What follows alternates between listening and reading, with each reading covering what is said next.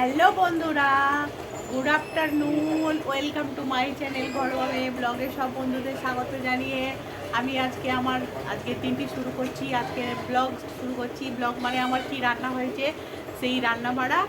আর তো চলো দেখি। আর সবার প্রথমেই দেখো সকালবেলা আমি কাচাকুচি করে ফেলেছি, করে শুকোতে দিয়ে দিয়েছি, কারণ প্রচুর গরম পড়ে গেছে তো। আর গরমেতে এখন যা তুমি শুকোতে দাও 10-15 মিনিটে শুকিয়ে যাচ্ছে। শীতকাল হলে সেটা একদিন লেগে যেত, তো গরমকালে দেখো দেখো সব কাঁচা হয়ে গেছে আমার সকালবেলা উঠে।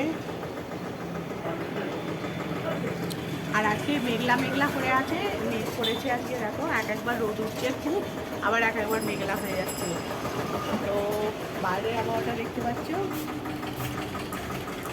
দেখো রোদ উঠেছে, তো রোদ উঠছে একবার খুব, আবার মেঘ করে যাচ্ছে। তোমার কি চাই বাবু? থাক থাক, ওটা রেখে দাও। এবার পড়বি তুই। তো এবার ওই যে মেয়ে দুষ্টুমি শুরু করছে, এখানে ওখানে সেখানে উঠছে। ওর বাবা রেডি হয়ে গেছে, আমারও রান্না হয়ে গেছে, আর ওর বাবা রেডি হচ্ছে। ওর বাবার লাঞ্চ প্যাক করে দেবো। জুতো টুতো পরে এখন রেডি হচ্ছে। আর মেয়ে ওইখানে ওই বালতিটা ফেটে যাবে, এদিকে চলে আয়। ওই বালতির ওপরে উঠে বসে রয়েছে কিছু একটা, মানে রোদে বালতি ফালতি বাইরে রাখার উপায় নেই, ও চেয়ার বানিয়ে বসে পড়ছে তাতে। চলো দেখি আর কী কী রান্না হয়েছে রান্নাঘরে। আজকে রান্না হয়েছে এই দেখো, মাছের টক হয়েছে, আর এই যে পোস্ত হয়েছে। পোস্ত বলতে পটল দিয়ে আলু দিয়ে, পটল আলুর পোস্ত করেছি।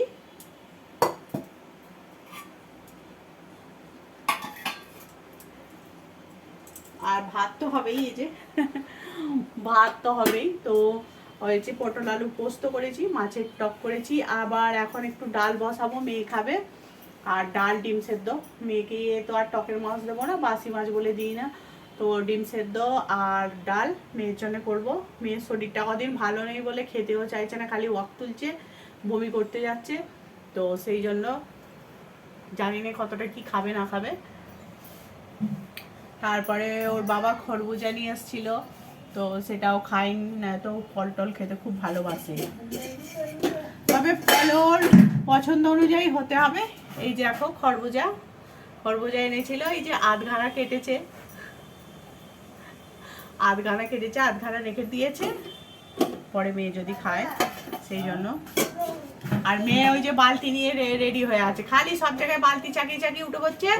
ও হচ্ছে বালতি নিয়ে বসছে। বাবু ওখানে কি করছিস? এদিকে চলে আয়, চলে এসো।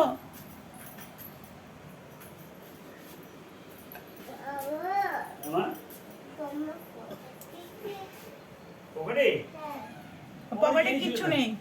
তো এখন দেখো দেখতে পাচ্ছ কিছু কাজ সারা হয়নি আমার। এখন এই দেখো সিঙ্কে বাসন পড়ে আছে, আর রান্নাঘর দেখতে পাচ্ছ অগোছালো হয়ে আছে, রান্নাঘরটা পরিষ্কার টরিষ্কার হয়নি। তো ওর বাবাকে খাবার প্যাক করে দেবো, খাবারটা প্যাক করে দেওয়ার পর তারপরেতে কাজ করব, কাজ সারবো, মেয়েকে চান করাবো, এ করবো। কোথায় কোথায় নিয়ে যাবে বাবু? আমি তো কোথায় নিয়ে যাবে বলো? বাইরে? তুমি বাইরে কি করবে? বাইরে তো রোদ, বাইরে খুব রোদ।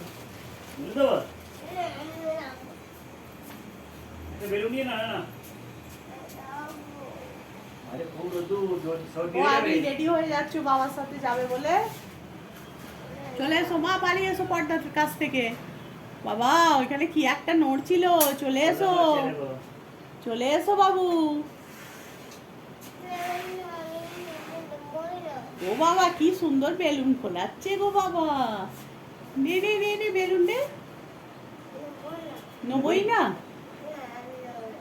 কেন? হ্যাঁ বাবার সাথে যাবে? যা। তো খরবুজা কেটে রেখেছে, তোমার বাবা একটু খাবে কি? এই যে খরবুজা কাটা আছে, খাবে? ও হাত ধরে টেনে নিয়ে চলে যাচ্ছে আগে।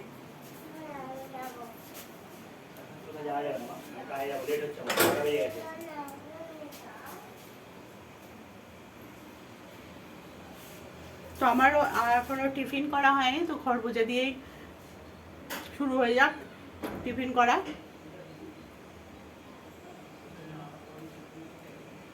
ভালোই মিষ্টি আছে, খুব মিষ্টি আছে।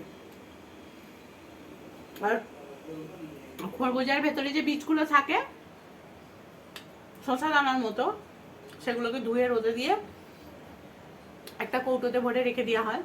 ওগুলো ছাড়িয়ে ছাড়িয়ে পোস্তর মতো বেটে তরকারিতে দিলে খুব সুন্দর টেস্ট হয়। হয়তো ওগুলোকেই মগজদানা বলে দেশে, জানি না ঠিক, মগজদানার মতোই তো দেখতে। আমরা ওগুলোকে ছাড়িয়ে আর ভালো করে ধুয়ে রোদে দিয়ে রাখি, রেখে